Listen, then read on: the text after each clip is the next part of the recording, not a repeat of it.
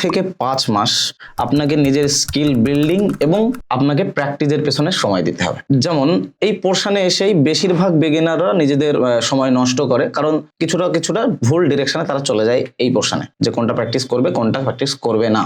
তো এখানে আমি বলবো একদম সহজ কথায় যে আপনারা নিজেদের ডিরেকশনটা এখানে কোনো কিছুতে চেঞ্জ করবেন না। যদি আপনি একটা জিনিস শিখছেন তো সেটার উপরেই আপনি ফোকাস করে শিখুন। যেমন কি হতে পারে, ধরে নিন আপনি শিখছেন সোশ্যাল মিডিয়া ডিজাইন, তার মধ্যে কি থাকতে পারে, কোনো অ্যাডস ডিজাইন থাকতে পারে, সোশ্যাল মিডিয়া পোস্টের ডিজাইন থাকতে পারে, কোনো রিলসের কভার হতে পারে, এবং হতে পারে কোনো ক্যারোজেল টাইপের ডিজাইন করতে পারেন। তো আপনি একটা নিশের মধ্যে থাকুন, ঠিক আছে, যে সোশ্যাল মিডিয়া ডিজাইন। কিংবা যদি আপনি একদম প্রথম দিকে ব্র্যান্ড আইডেন্টিটি ডিজাইন করতে চান, তাহলে সেখানে তার বেসিক্স এর মধ্যে থাকুন, যে একটা লোগো ডিজাইন করতে, দেন তার কিছু কালার টাইপ ফেস কিভাবে সেট করতে হয়, এইসব জিনিসগুলো।